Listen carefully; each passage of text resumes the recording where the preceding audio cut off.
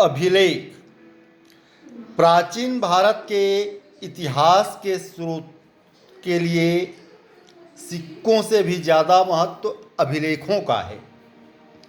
अभिलेख मुहरों, प्रस्तर स्तंभों, स्तूपों, चट्टानों और ताम्रपत्रों पर मिलते हैं तथा मंदिर की दीवारों और ईंटों या मूर्तियों पर भी।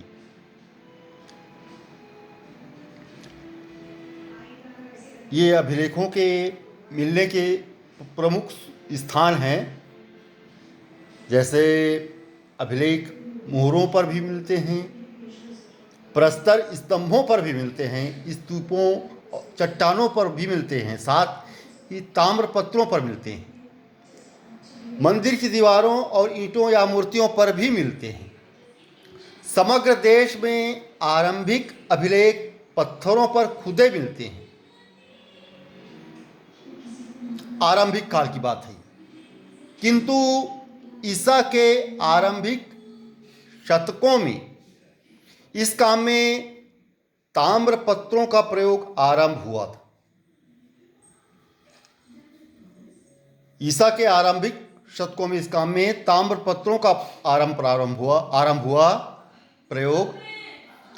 तथापि पत्थर पर अभिलेख खोदने की परिपाटी दक्षिण भारत में भारी मात्रा में जारी रही।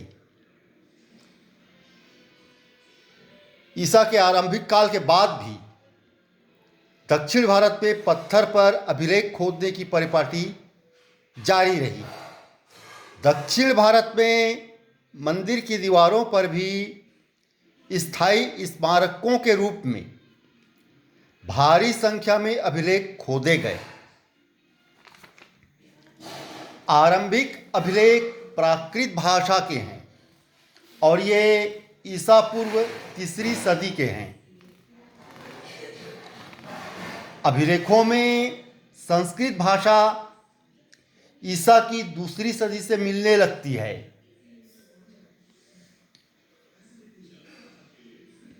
ये गौर करने वाली बात है कि अभिलेखों में संस्कृत भाषा ईसा की 2री सदी से मिलने लगती है और 4ठी-5वीं सदी में इसका सर्वत्र व्यापक प्रयोग होने लगा था। 2री सदी से ईसा की 2री सदी से संस्कृत भाषा में अभिलेख मिलने लगे थे और 4ठी-5वीं सदी आते आते इसका सर्वत्र व्यापक प्रयोग होने लगा था। तब भी प्राकृत का प्रयोग समाप्त नहीं हुआ था। 4ठी-5वीं सदी तक जब संस्कृत का प्रयोग व्यापक रूप से होने लगा था अभिलेखों में, तब भी प्राकृत का प्रयोग समाप्त नहीं हुआ था। अर्थात 4ठी-5वीं सदी में संस्कृत के भी अभिलेख मिलते हैं और प्राकृत भाषा में भी अभिलेख मिलते हैं। अभिलेखों में प्रादेशिक भाषाओं का प्रयोग 9वीं-10वीं शताब्दी से होने लगा।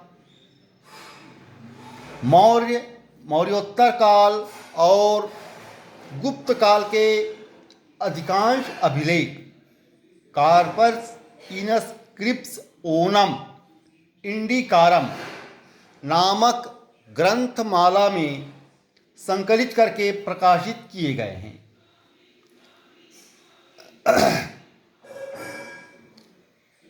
हड़प्पा संस्कृति के अभिलेख अभी तक पढ़े नहीं जा सके हैं।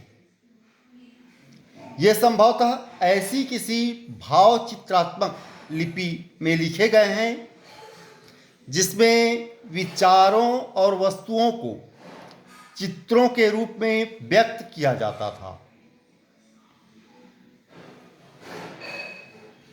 अशोक के शिलालेख ब्राह्मी लिपि में हैं। ब्राह्मी लिपि बाएं से दाएं लिखी जाती थी। इसके अलावा अशोक के कुछ शिलालेख खरोष्ठी लिपि में भी हैं जो दाएं से बाएं लिखी जाती थी। खरोष्ठी लिपि दाएं से बाएं लिखी जाती थी। लेकिन पश्चिमोत्तर भाषा में लेकिन पश्चिमोत्तर भारत में भिन्न प्रदेशों में ब्राह्मी लिपि का ही प्रचार रहा। पाकिस्तान में और अफगानिस्तान के अशोक के शिलालेखों में यूनानी और अरामाइक लिपियों का भी प्रयोग हुआ है। गुप्त काल के अंत तक देश की प्रमुख लिपि ब्राह्मी ही रही। धन्यवाद।